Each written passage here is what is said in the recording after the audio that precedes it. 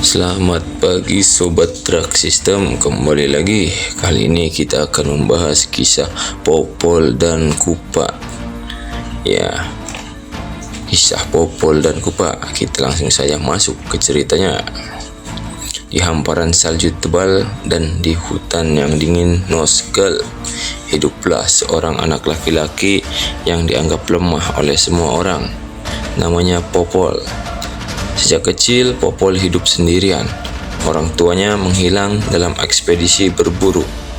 Saat salju badai besar melanda, desa tempatnya tinggal perlahan menjauh darinya. Anak pembawa sial, kata orang-orang. Namun Popol tidak menangis. Ia hanya menggenggam senapan rakitannya sendiri dan melangkah ke hutan sendirian. Pertemuan yang mengubah takdir. Suatu malam, badai salju turun lebih ekstrim dari biasanya. Angin menggigit kulit, salju menutupi jejak. Di tengah hutan, Popol mendengar suara lirih. Au, bukan suara manusia, tapi juga bukan suara biasa.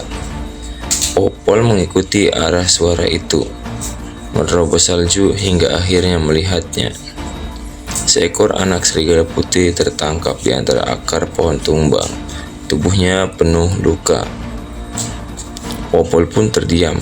Pilihan di hadapannya hanya dua: kabur demi bertahan hidup, atau menolong makhluk yang bahkan bisa menggigitnya kapan saja. Ya, tanpa banyak bicara, Popol berjongkok. Tenang, aku juga sendirian kok. Ia melepas mantel satu-satunya, membalut luka si serigala kecil. Tangannya gemetar bukan karena dingin, tapi karena tahu keputusan ini bisa merenggut nyawanya. Namun anehnya, serigala itu tidak menggigit. Ia hanya menatap Popol, dan sejak malam itulah lahir sebuah ikatan. Popol menamai serigala itu Kupa. Dalam bahasa suku Nosgal, Kupa berarti penjaga jiwa. Mereka tumbuh bersama. Popol belajar berburu, Kupa belajar melindungi. Saat Popol gagal menembak, Kupa menyelinap diam-diam menjatuhkan mangsa. Saat Kupa terluka, Popol dengan panik mengikat lukanya. Hubungan mereka bukan tuan dan hewan. Mereka adalah dua jiwa yang saling bertahan di dunia yang kejam. Namun dunia tidak pernah memberi kedamaian bagi yang lemah. Sampai suatu saat datang serangan dari Abyss.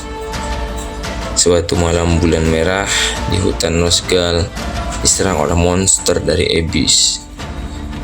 Makhluk kegelapan bertaring besi bermata merah darah. Monster itu membantai desa.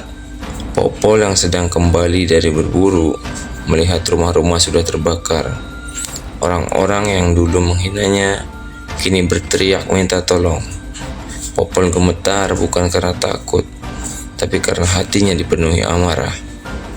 Kupa, kali ini kita bukan berburu, kita balas, kata Popol. Kupa menggeram rendah, bukan marah, tapi menunjukkan sikap siap. Pertarungan di tengah api, di tengah desa yang terbakar. Popol dan Kupa berdiri menghadapi monster raksasa. Penduduk hanya bisa menonton dari kejauhan. Anak itu gila. Monster itu menerjang. Popol melompat, menembakkan perangkap dan senjatanya. Kupa berlari memutar, menggigit kaki monster dari sisi kanan. Kerjasama sempurna. Namun monster itu terlalu kuat. Satu hantaman, Kupa terpental jauh hingga menghantam batu besar. Popol teriak, "Kupa!" Darah mengalir dari mulut Kupa, napasnya lemah. Popol berlutut di sampingnya. "Jangan berani mati, dasar serigala bandel." Monster itu kembali maju. Saat itu, di dalam diri Popol bangkit, bukan senjata, bukan teknologi, tapi tekad.